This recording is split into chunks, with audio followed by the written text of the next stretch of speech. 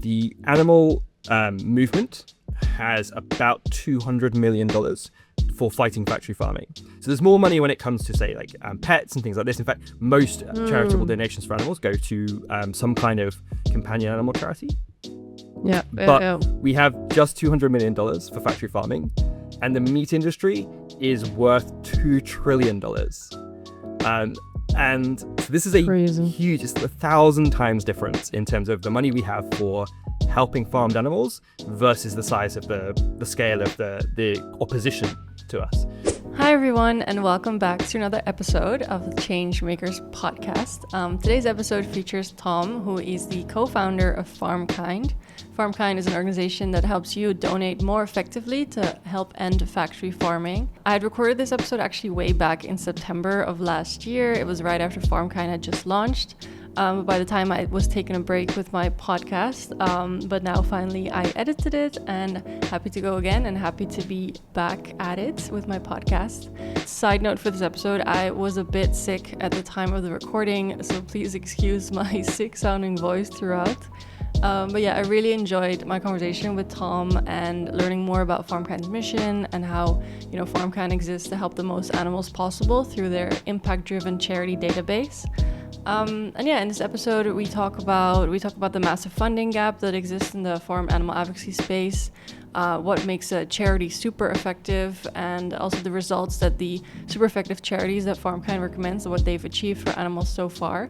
We talk about a lot of different things, all to do with FarmKind, so I'm very excited for you to learn more about them and their mission. So yeah, without further ado, please enjoy my conversation with Thom, and if you want to learn more about FarmKind, you can check out the links in the description of this episode. Enjoy. Okay, introduce yourself, your role in FarmKind, and then maybe a bit about leading up to the founding, and because it's a new organization, so maybe just a little bit backtracking it. Yeah. So hi, I'm Thom. I am one of the two co-founders of FarmKind. We are a brand new organization that is dedicated to helping people to donate to help the most animals in factory farming as possible. So what we do is we recommend some of the best charities out there tackling this problem of factory farming, and then we help you to support those charities by donating and supporting those charities.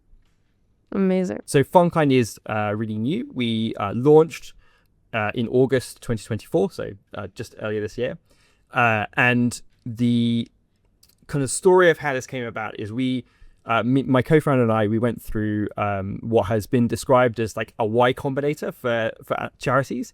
So it's this basically an incubation program called Ambitious Impact, which aims to kind of identify the existing problems in both global health and animal welfare that require new charities, where there's kind of there's a gap, there's a need for something to happen, and then find people who are prepared to kind of jump in and try and start those organizations and try and solve those problems. And one of the issues that they identified was this issue of funding in the farm animal space. So there is only $200 million in farmed animal movement currently. That means that with about 10 billion farmed animals in the US alone, that means there's 2 cents per animal in the US and no money for the rest of the world at all, right? So there is just simply not enough money. It is crazy. There's simply not enough money for to help animals in factory farming. It means that there are projects we know do good work that aren't able to kind of scale up and help as many animals as they could because there just isn't the money. And there are also things we could probably be doing, really interesting ideas for how to help animals, good projects that don't get enough funding because you have to make really tough decisions about whether you're going to fund this new, potentially exciting, but maybe won't work project, or this thing that we know helps. And so this means that we're just not ending factory farming as fast as we could because there just isn't enough money. There's a real problem, and FarmKind is basically built to try to help to solve that problem by encouraging more people to donate, highlighting the issue, highlighting some of the charities that are using money most effectively, and then encouraging people to support those charities. It's so cool because I was checking the website, and it's so cool that you have that you can see the actual numbers of animals helped, and that it's there a visual representation of it, which I think is so cool. And then the fact that you already have on your website, I think you wrote FarmKind has helped raise like 15,000 almost, and then impacting over 1.5 million animals. Like that's a great, like it's just a great line. Like 1.5 million animals. How does that like talking about the effective charities and stuff? I don't know. Should we just deep dive into that? Yeah, sure. Let's do that. Yeah. So, so why is it important to give to super effective charities? I think one of the things that people, a kind of hesitancy that many people have when it comes to donating is that they don't really know where their money is going to go. You know, most of us, we work really hard for our money. A lot of people are very generous and they want to give it to help, and they want to give it to help animals and support causes that mean a lot to them, but they want to make sure that their money is actually being used well. And so one of the things that we do is kind of look at, and we work with expert charity evaluators and grant makers to find charities that are especially good in terms of they're very transparent with their financials and saying where their money is going. And crucially, they are also helping as many animals for the amount of money that they spend as possible. In the animal space, I think this is really important because the animal movement has about $200 million for fighting factory farming. So there's more money when it comes to, say, like pets and things like this. In fact, most charitable donations for animals go to some kind of companion animal charity. Yeah. But we have just $200 million for factory farming, and the meat industry is worth $2 trillion. And so this is a huge, it's 1,000 times difference in terms of the money we have for helping farmed animals versus the size of the scale of the opposition to us, because it is an opposition. Factory farming sector is using the law to try to silence advocates, do things like ag-gag laws. They are buying politicians time with massive lobbying contributions. They even have been paying money to environmental charities and scientists to kind of greenwash some of their practices and have people claim that animal farming is not as impactful for the environment as we know that it is. Yeah. So the opposition is very strong and very well resourced. So it's really important when we as a movement are spending our money, that we're being as careful with our money as we possibly can be to make sure that we're doing the most good for animals, given the scale of the opposition and given that we are working with really limited resources right here. And so can you share which of the animal charities that you have selected as your super effective charities? Yeah, so we recommend 6 charities. I think it's important to say they're not the only really amazing charities out there, but these are 6 really amazing charities. I think they kind of fit into 2 kind of buckets of work, if you like. You have some charities that are really focused on helping animals right now that are suffering at factory farms and trying to make their lives less bad. Mm-hmm. So we work with, for example, the Humane League. We work with the Fish Welfare Initiative, the Shrimp Welfare Project, and Synergie Animal. Nice. And these organizations do work to, for example, they work on a lot of what's called like corporate campaigns, so pressuring companies to stop buying products made with some of the very cruelest practices. Some of the wins that have come out of this are, for example, in the last 15 years, we've gone from about 4% of egg-laying hens in the US being cage-free to 40%, while the industry has grown over that period of time. So this is a huge win for animals. Obviously, those animals living in cage-free are not having good lives, but they are having less bad lives than they otherwise would do. And I think that's a really meaningful thing. Mm-hmm, for sure. And then the other kind of bit of work that we do is also on saying, like, okay, we want to help animals right now, but we also want to help to speed up the transition to make factory farming history and move away completely from this particular form of animal exploitation. And so we also work with charities that are looking at, okay, what does the future of food look like? How do we get people to move away from consuming animal products altogether? So what are foods going to look like that will replace animal products? And also, how do we encourage the growth of the eating of like plant-based meals? So Synergia does some of this work as well. We also work with the Good Food Initiative and DVF. And Nice. These organizations work on things like the promotion of alternative proteins and these kind of like cultivated meats and things like this, but also getting big companies to provide more plant-based meals instead of meat-based meals.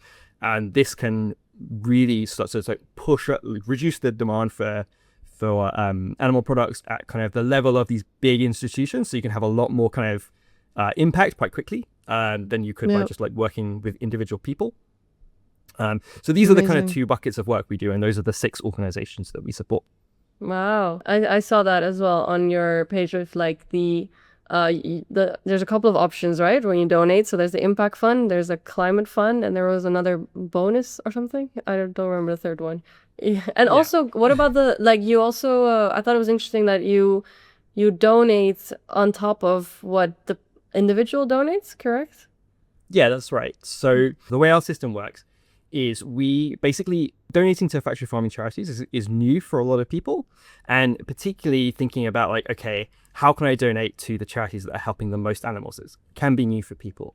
You might be already donating to, for example, your local shelter, or maybe your local sanctuary, or a vegan outreach organization, and you might be like, hear what I say and think, oh yeah, this sounds really good. I want to help as many animals as possible, but I don't want to stop supporting the charities I already support. Like I believe in their mission. I like what they do.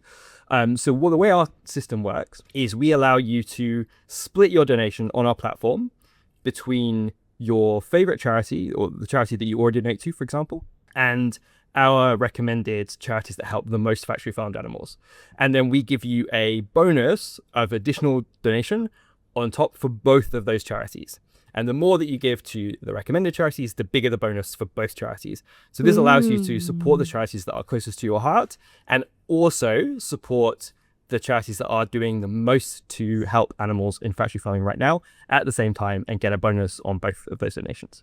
Super cool. I had one question here. How is FarmKind effective for animals? Can you give us a specific example of how your work has made a tangible impact on animals or farmers? True to that So one? this is the thing I was going to suggest, actually. I think that sometimes as people who care about farmed animals, and who a lot of the time we're kind of like, maybe I guess your audience listening to this content all the time, they're really invested in the problem. I think we can get quite down for very understandable reasons about the state of the world. There are so many animals suffering so much, and it can feel very overwhelming, and it can feel sometimes like we're not really making much of a difference. And I think it is really important to highlight that we are actually making some really profound differences in the lives of animals. And we're having some big wins, especially given that as a movement, we are very, very small. So I mentioned it earlier, but in the last 15 years, we've gone from 4% of US egg-laying hens being in cages to 40%, which is a huge win over a very small amount of time. It's a real step change in terms of that industry. We've also had animal activists winning battles in the US Supreme Court, for example. We've persuaded thousands of leading brands, things like KFC and Burger King and major supermarkets and grocery stores, to stop buying products that are created with the most cruel practices, things like cages, things like using sow stalls for pigs, things like Franken chickens, which is these genetically modified breeds of meat chickens that can't even stand up because they grow too fast. In the UK recently, 2 leading supermarkets, the 2 biggest supermarkets, have just signed up to commitments for basic welfare standards for shrimp. So we're even making wins for some of the animals that you would think that people would like find it the hardest to care about. And I think it's really important then to bear this in mind, that we actually can make a lot of progress for animals. We can do good things for animals. So those wins are all examples of work that have been either led by or contributed significantly by the charities that we support at FarmKind. They're obviously not the only things that have been done for animals, but they are, I think, some really important wins. And I think it's great to remember when things are getting us down and when we're feeling, that there's so much work left to do, because there really is, that actually we are also making progress, and we need to keep going. We need to hopefully increase the size of the movement, grow so we can do this faster and we can end factory farming faster so fewer animals suffer. But ultimately, there's cause to be hopeful, I think. Amazing. Well, I'm so happy that you guys are helping and being part of the movement, and that you've created and set up this foundation. So well done as well to you and your co-founder. Thank you. Yeah, I think it's a fascinating kind of world when you sort of look at like, okay, what are we doing? Like, Yeah. I think particularly this point about the size of the movement, because it's tiny. I mean, compared to like even the environmental movement or something like this, it's absolutely tiny. The amount of money we have, and yet it's really actually quite surprising how much progress is being made. Right? We think about, there was a really interesting article I read recently about kind of the big agriculture and its lobbying activities in kind of Europe and America, and they have more money they have almost as much money for lobbying than like the entire movement, right? Like, it's crazy, and we're still winning meaningful victories, and I think that's really positive. And that's also says something about people, and like that eventually what we're doing is the right thing, and you can tell because even they're fighting so hard to keep us from doing it, but then there's still progress, because at the end of the day what we're doing is correct for humanity. Like, people care about animals essentially. I think this is right. Like, I think fundamentally the facts are on our side, right? Animal agriculture is obviously incredibly cruel for animals, particularly factory farming. But then we know it is, at this point, a virtual scientific certainty that it is also massively destructive for the planet, both in terms of emissions and the impact on kind of the local environment. There is, I think, an interesting stat. Factory farming in the US produces 13 times more sewage than the entire human population of the country. No way. And that sewage is being kept in these like massive open air lagoons that then kind of is too much for the local land to absorb, so it becomes destructive. An American health agency, a government health agency, has twice called for a ban on the building of new factory farms because they're so damaging for the local people's health. Because of kind of this environmental pollution and things, it's been linked to a number of different diseases, I think respiratory and heart conditions in local people. Wow. Then, you have the increase in pandemic risk, which should be a concern to all of us right now, having just lived through COVID. Bird flu is a really serious problem right now. Luckily, it hasn't translated into something that can pass from human to human, but factory farming is definitely making that more likely to happen. And then we have, antibiotic resistant diseases, which are also massively driven by factory farming and the use of antibiotics in factory farming, which is expected to be the leading cause of death by 2050 in the world. Whether you care about animals, whether you care about the planet, whether you care about other humans and your own health, or you care about all these things, as most of us do, you should want to see the end of factory farming.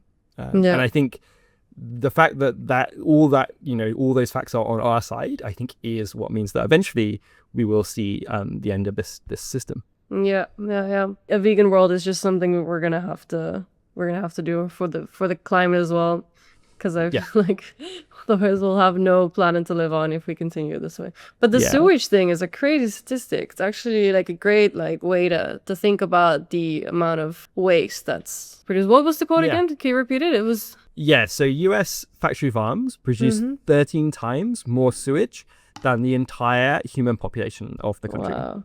So the sewage of the human population. Yeah.